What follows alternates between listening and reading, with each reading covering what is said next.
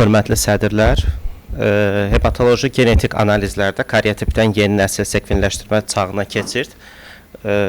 Bəzi yerlərin üzərindən sürətli keçəcəm reglamentə görə. Qanın bədxassəli xəstəlikləri, özəlliklə hemoblastozlar, bildiyimiz kimi sümük iliyinin və limfa toxumasının xərçəngləridir. İlk rəsmi hematoloji xərçəng bildiriləri 19-cu əsrdə Hodgkin tərəfindən, 33 il sonra isə Samuel Wilkins tərəfindən ortaya çıxarılıb. 45-ci ildə isə Bennett və Virchow leykozun ayrıca bir xəstəlik olaraq adlandırmasını və təsnifatını bildiriblər. Virchow həm də özəlliklə polistemia vera və s. yəni hissələrdə də önəmli atıflar eləyən bilim insanlarındandır. Hemoblastozları sinifləndirərkən leykozları ümumi sinifləndirmə olaraq kəskin və xroniklər, limfomaları Hodgkin və non-Hodgkinlər, ayrıca bir qrupumuz mieloproliferativ və mielodisplastik xəstəliklərdir. Bir də plazma hüceyrədə neoplazilər var ki, multiple myelom bu sinifə girir. Bu təbii ki, ümumi bir sinifləndirmədir. Biz burada əsasən bugün leykozlardan, özəlliklə kəskin və xronik leykozlarda genetik analizlərin önəmindən bəhs edəcəm. Digərləri ayrı böyük siniflər olduğu üçün ayrı zaman gərəkdirir. Hemoblastozların sıxlığına baxdığımız zaman həm pediatrik qrupda, həm də yetişkin qrupda leykozlar və limfomalar özəlliklə xərçənglər arasında ümumi çox önəmli bir payı tutur və təbii ki, bunların həm diaqnozu, həm proqnozu, həm xəstəlik takibi, həm biomarkerların kəşfi və s. də onun üçün bu qədər önəm təşkil etmiş olur. Genetik anomaliyalarına gəldiyimiz zaman isə təbii ki, birinci qarşımıza aniploidlər çıxır, yəni xromosomların say anomaliyaları, CMV-lər çıxır, yəni struktur anomaliyaları, amplifikasiya artışları ola bilər, füzyonlar ola bilər, inversiyalar ola bilər, daha böyük genomik dəyişikliklər ola bilər və təbii ki, yeni nəsil sekvenləşdirmənin artıq praktik tətbiqi ilə də kiçik genlərdəki kiçik nöqtə mutasiyaları, yəni tək nöqtə dəyişimləri də xüsusi olaraq artıq həm proqnozda, həm də diaqnostikada mühüm önəm kəsb edir və mühüm yer tutmuş olur. Burada xronolojik olaraq baxdığımız zaman ta başdan etibarən günümüzə qədər genetik texnologiyanın inkişafı ilə bilavasitə əslində hemoblastozların da inkişafına səbəb verir. Çünki 1960-cı illərdə Filadelfiya xromosomunun kəşfi, sonradan FLT3-ün, nükleofosimin 1-in aşkarlanması, imatinibin ortaya çıxması, FLT3-ün inhibitorlarının ortaya çıxması, yəni target terapiyanın inkişafı bilavasitə əslində genetik texnologiyanın inkişafı ilə də ortaqlaşır.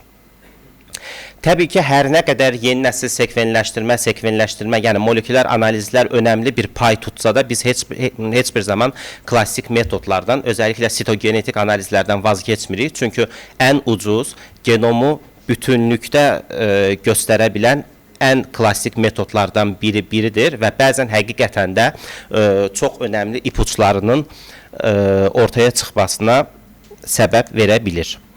Burada da gördüyümüz kimi istər klassik sitogenetik olsun, istər fiş olsun, istər real-time analizləri olsun, optik xəritələmə olsun, sekvenləşdirmə olsun, hər bir yöntəmin əslində leykozların təqibində və diaqnostikasında özünün həm müsbət, həm də mənfi yönləri var və biri digərinin heç bir şəkildə tam olaraq əhatə etmir. Ona görə mütləq şəkildə bu kompleks yanaşmanı tələb edir. Məsələn, diaqnostikada fişlə qoyulan bir analiz mütləq şəkildə təqibdə real-time-la və ya yeni nəsil sekvenləşdirmə ilə mütləq şəkildə təqib edilməlidir. Ona görə anomaliyanın tipi, aşkarlanan mutasiyanın tipi, xəstəliyin özü və s. hər biri metod seçimində önəmli bir kriteriyadır. Genetik analizlərin rolu nədir? Ana başlıqlar altında toplasaq, diaqnoz, bəzən dürüstləşməsi, bəzən bilavasitə diaqnozun özünün qoyulması, proqnozun müəyyənləşdirilməsi, müalicənin seçimi və təqibi, bütün bu hissələrdə genetik analizlər mühüm rol oynamış olur. Özəlliklə yeni nəsil sekvenləşdirmədə hədəfli panel genlərin ortaya çıxması, bütün egzom analizləri, bütün genom analizləri, RNA diziləmə dediyimiz bütün analizlər sürətli, doğruluq və həssaslığın yüksəldilməsinə, uyğun maliyyə, ölkəmiz şərtlərində çox mümkün deyil, amma yenə də uyğun maliyyə deyirik, iş yükünün azaldılmasına və birdən çox genin eyni anda analizinə və dolayısıyla zamandan qazanmaya ən uyğun testlər olaraq görsənmiş olur. Amma təbii ki, çətinlikləri və limitasiyaları var. Birinci, genomik informasiyanın analizi və şərhi, çünki böyük bir boyutlarda genetik məlumat ortaya çıxmış olur və siz bunu çox doğru şəkildə analiz etməlisiniz. İnterpretasiya mühüm önəm kəsb edir. Klinik korelasiya önəmlidir. Hər tapdığımız şey mütləq şəkildə bir klinik anlamı var ifadə etmir. Mütləq şəkildə bunun klinik hissəsi də önəmlidir ki, burada ən böyük yük hematoloqun üstünə düşür. Laboratoriyalar arası uyğunluq mütləq şəkildə olmalıdır. Mənim tapdığımı digəri təsdiqləməlidir və ya onun tapdığı bir şeyi mən təqib etməyi bacarmalıyam. Bir də maliyyə burada önəmli hissəsini tutmuş olur. Yeni nəsil sekvenləşdirmənin praktik tətbiqi ilə əslində sadələşən işlər bir o qədər də çətinləşmiş olur. Çünki öncədən fenotipik imza deyirdik. Məsələn, bir akut mieloid löseminin fenotipik imzası asan olsa da genotip imzası çox çətindir. Çünki altından onlarla genetik anomaliya çıxmış ola bilər və bunların şərhi müxtəlif klassifikasiyaların ortaya çıxmasına gətirib çıxartmış olur. İndi qısa-qısa üstündən keçək. Birinci AML, kəskin mieloid leykoz. Burada iki sinif gen önümüzə çıxır. Birincisi siqnal yollarını aktivasiya edən genlərdir ki, ən yaxşı tanıdığımız FLT3 KIT-RAS. Sinif 2 isə fərqləşmə transkripsiyanı kontrol edən genlərdir. Yenə CEPPA və RANX1. Xüsusilə CEPPA önemli bir yeri tutmuş olur. Son sinifləndirmələrin hər biri artıq genetik anomaliyalara əsaslanır və mühüm önəm tutan genetik anomaliyalar əslində sinifləndirmədə tək bir sinifi də ifadə etmiş olur. Bunları keçək. Burada da göstərdiyimiz kimi həm sinifləndirmədə, həm də proqnozlarda artıq genetik anomaliyalar bilavasitə bu işin əslində əsasını təşkil etmiş olur. Xüsusilə pis proqnoz dediyimiz, yəni kompleks karyotiplər, monozomal karyotiplər, bunlar klasik sitogenetikdə hələ də bizim vazgeçilməz olaraq istifadə etdiyimiz hissələrdir ki, bilavasitə pis proqnozla əlaqələndirilir. Ümumiyyətlə, sinifləndirmədə yer alan genlərlə əlaqəli mutasiyalar, yəni AML dediyimiz zaman mütləq şəkildə nükleofosmin 1 və CEPPA-nın analizi tövsiyə olunur. Digər genləri də göstərdiyimiz kimi, çünki bunların birində patogenik variant aşkarlanması mielodisplazi ilə əlaqələndirmək üçün kifayət edir.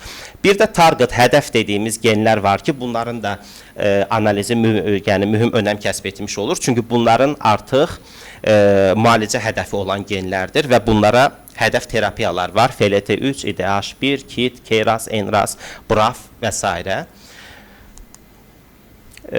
FLT3-ün üstündən mütləq keçməliyik. Çünki FLT3 həm diaqnozda, həm də takibdə önəm daşıyır. Həm də FLT3 inhibitorlarının artıq klinikada geniş istifadə olunması mütləq şəkildə bütün AML xəstələrində ən azından baxılması tövsiyə olunur. FLT3-ə baxarkən isə mütləq şəkildə fraqman analizi ilə baxılması tövsiyə olunur. Bunun səbəbi isə raporlarkən təkrar artışının olub-olmaması kifayət etmir. Eyni zamanda yabanil tipin, yəni wild tip dediyimizin mutant allelə bölünməsi ilə nisbətin alınması önəmlidir. Çünki bu 0,5 sayısı, cut-off sayısı var. Üstündə və ya altında olması, klinik anlamlılıq daşıyıb-daşımaması önəmlidir raporlarkən. 2016-cı ildə 1540 AML yəni böyük bir xəstə kohortunda önəmli bir analiz aparılmışdı və əslində AML-nin bütün bundan sonraki sinifləndirilməsi və gedişatı da məhz bu çalışmayla əlaqələndirilmişdir. Çünki bütün yeni siniflər ortaya çıxmışdı. Xüsusilə xromatin və splicing regulatorlarını kodlayan genlərdəki mutasiyalar, TP53 mutasiyasının önəmi və IDH2 R172 mutasiyası həqiqətən önəm daşıyır ki, bu da bu çalışma əsasında ortaya çıxarılmış və yeni bir sinifə yəni sinifləndirməyə gətirib çıxartmışdı. Bir də bir-biri ilə əlaqəli genetik anomaliyalar var. Özəlliklə, məsələn, normal karyotip aşkarlanan AML-li xəstələrdə mütləq şəkildə nükleofosmin 1-ə, DNMT3A-ya, FLT3-ün internal tandem duplikasyonu, IDH-lara baxılması tövsiyə olunur. Çünki bunlar aşkarlana bilər. Bayaq da dediyim kimi target hədəf terapiyaları olduğu üçün qüvvətli tövsiyədir. CBF translokasiyaları varsa mütləq kit tövsiyə olunur və s. Yəni bir-biri ilə əlaqəli olan əslində biz bunlara rekurrent mutasiyalar deyirik. Yəni biri aşkarlanırsa o birinin olma ehtimalı da həmən pasiyentdə artıq yəni böyük ehtimalı ortaya çıxartmış olur. Eyni zamanda bütün bunların aşkarlanması yeni müalicə istiqamətlərində ortaya çıxardır və yeni dərman terapiyaları, yəni genetik modifikatorlar və s. də klinikada istifadə edilmiş olur. Ümumi olaraq baxdığımız zaman kəskin mieloid leykozlu gələn xəstəyə mütləq şəkildə əgər morfoloji olaraq M3 şübhəsi varsa PML-rara sürətli şəkildə çalışılmalıdır. Yaxşı olar ki, eyni gün nəticə verilməlidir.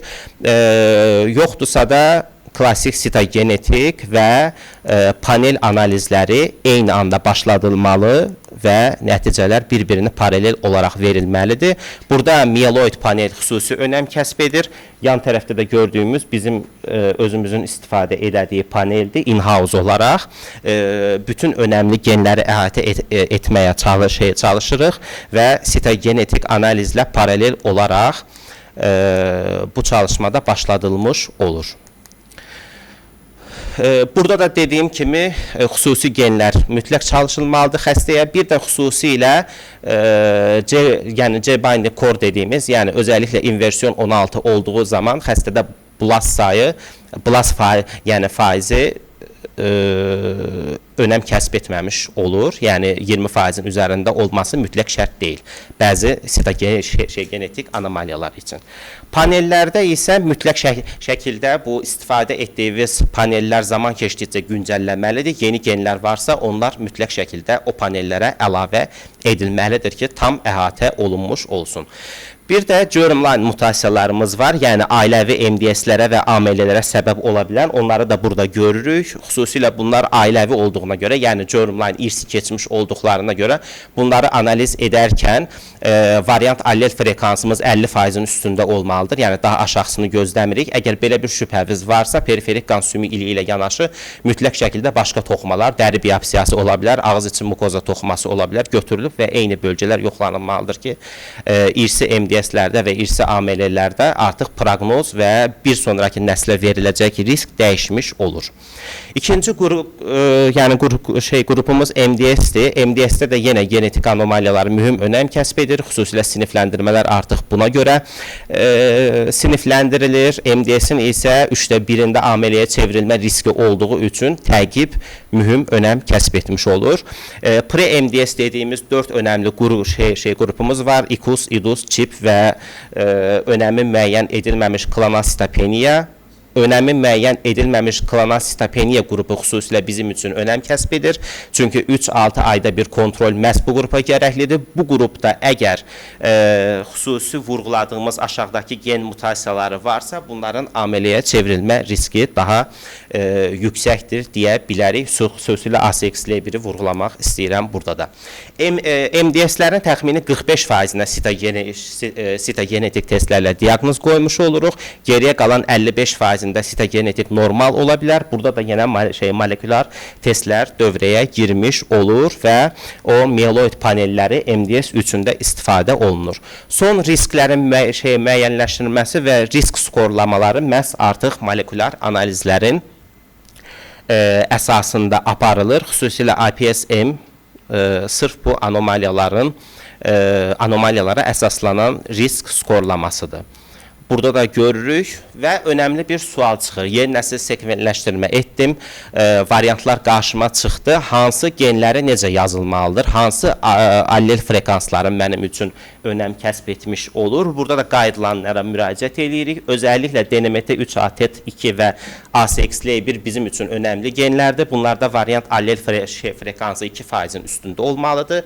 TP53 və JAK2-də yenə bu qaydaya tabi ola bilər, amma JAK2 daha öncədən bir xəstənin keçmişi varsa, orada xüsusi diqqət eləmək lazımdır. Yəni 2%-in altında olsa bilə yenə diqqət eləmək lazımdır ki, daha öncə pozitiv aşkarlanıb mı, yoxsa yox.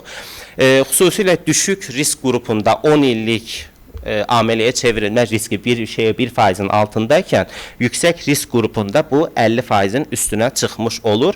Eyni zamanda klonların proinflamatuar təsiri səbəbi ilə bu xəstələrdə kardiovaskülər xəstəlik monitorinqi də mütləq şəkildə tövsiyə edilməlidir.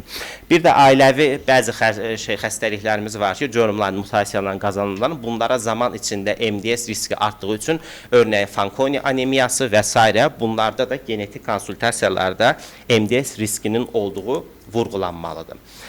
Üçüncü qrup ALL limfoblast leykoz, kəskin limfoblast leykoz. Burada sinifləndirməsini görürük. Bildiyimiz kimi kəskin limfoblast leykoz uşaqlarda sıx gördüyümüz leykozlardan birincisidir. Burada da yenə xromosom anoploidləri, yenidən düzənləmələr və nöqtə mutasiyaları qarşımıza çıxmış olur. Xüsusilə bildiyimiz kimi B hüceyrəli, T hüceyrəli. B hüceyrəlidə ən sıx BCR-ABL, MLL, KMT2 dediğimiz ya da pH-like, bu da önemli bir gruptur. 1-19 ve kompleks karyotiplər qarşımıza çıxmış olur.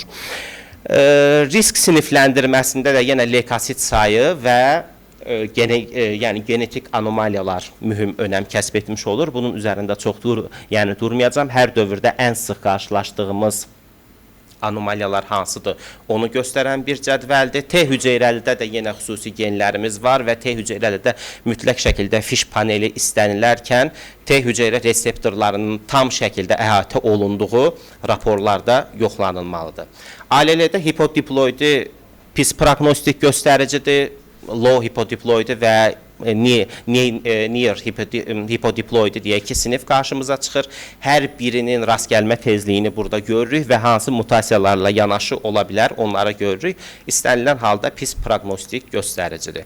Intrakromozomal 21 amplifikasyonu, bu da pis proqnozdur. Xüsusilə intrakromozomal 21 amplifikasyonu saptanan xəstələrdə əgər standart riskdə davam edərsə müalicə, nəticələr ürək açan deyil, amma yüksək risk qrupunda davam etdiyi zaman burada da görürük 97-ci ildə relapse free survival 28% olduğu halda yüksək risk qrupu ilə müalicə olunan xəstələrdə 84%-ə çıxan bir çalışma var. Bunların üzərində çox durmayacağım, bunları zaten bilirik. Xüsusilə kinaz təsirli alt tiplərdən vurğulamaq istədiyim pH-like ALL-lərdir. pH-like ALL-lərdə CRLF2-nin rearanjmanları mütləq şəkildə yoxlanılmalıdır. Çünki yetişkin ALL-lərin 25%-ni təşkil edir və müalicəni direkt istiqamətləndirir. Burada da gördüyümüz kimi B ALL-də pH-like ALL-isə mütləq şəkildə CRLF2-nin fiş analizi və rearanjmanları yoxlanılmalıdır. ETV6 RANX1 bənzəri ALL-lər var. Bunlar da yenə eyni şəkildə klassik anomali saptanmadığı halda ekspresyon profili birə-bir ETV6 RANX1-ə bənzədiyi üçün o qrupda da yenə analizlər o şəkildə təşkil olunmalıdır. Nöqtə mutasiyalarına gəldiyimiz zaman isə burada da biz yenə özümüzün in-house olan panelini istifadə edirik və bütün bu genləri əhatə etmiş oluruq. Minimal qalıq xəstəliklərin analizində də artıq son dövrlərdə bütün bu genetik anomalilər geniş çalışıldığı üçün artıq real-time PCR-lardan daha dərinə enmələrə başlanılmışdır. XML-yə gəldiyimiz zaman burada xronik mieloid leykozda isə NGS bizim, yəni yeni nəsil sekvenləşdirmə və sekvenləşdirmə bizim hansı halda köməyimizə gəlir? İmatinibə rezistent xəstəliklər. Çünki bunlarda domen mutasiyaları olduğu üçün xüsusilə plastik krizlərdə mütləq şəkildə ABL1 domenləri yoxlanılmalıdır ki, əgər rezistentlik varsa dərman dəyişikliyinə gedilmiş olur. Eyni zamanda bir il içində tam molekulyar cavab almayan xəstələrdə yenə yeni nəsil sekvenləşdirmə yanaşı anomaliyaları göstərir. Özəlliklə ASXL1-lər və s. də burada qarşımıza çıxmış olur. XLL-yə gəldiyimiz zaman isə burada vurğulamaq istəyirəm ki, delesion 17P aşkarlanan xəstələrdə mütləq şəkildə qarşı allellər delesion 17P dediyimiz, yəni TP53-ün nöqtə mutasiyalarında baxımından yoxlanılmalıdır. Çünki bəzən 17P-nin fişlə inkar olunması o mənaya gəlmir ki, bu xəstədə TP53 yoxdur. TP53-ün biallelik ya da monoallelik nöqtə mutasiyaları da olma ehtimalı ola bilər. Bir klinik halla yekunlaşdıracağım. 46 yaşlı kişi xəstə pansitopeniya və koagulyasiya testlərində dəyişiklik ilə müraciət edir. Sümük iliyi aspirasiyasında 90% blas raporlanır. Granulyasiya göstərir. İlkin diaqnoz AML M3 kimi düşünülür. Axım sitometriyasında da immun fenotipləşdirmə AML M3-ə şübhə yaradır. Fiş testi qoyulur. PML RARA üçün negativ. Klassik karyotipləmə icra olunur, negativ, yəni bir anomalisi yoxdur. qPCR ilə PML RARA yoxlanılır, negativ. Israrcı bir şəkildə xəstədə M3 yəni diaqnozu var deyilir. Yeni nəsil sekvenləşdirmə ilə analiz edildiyi zaman isə BCOR L1 genində bir nöqtə mutasiyası aşkarlandı və literatur araşdırmasında məlum oldu ki, özəlliklə BCOR və BCOR L1 mutasiyaları AML M3-ü yamsılayır. Əslində xəstə mieloid leykozdur, amma morfolojik olaraq M3-ü yamsıladığı üçün həm ilkin analizlərdə də PML RARA şübhəsi ortaya çıxmışdı. Xəstənin protokolu tam başqa bir protokola yönləndirilir. Bildiyimiz kimi yəni M3-də başqa bir protokol ilə tədavi olunur, idarə olunur, amma burada protokol dəyişdi və xəstə M3 deyil, normal AML taqibi ilə davam etdirilmiş oldu. Sadəcə hemoblastozlarda, yəni qanın bədxassəli xəstəliklərində deyil, eyni zamanda hematologiyanın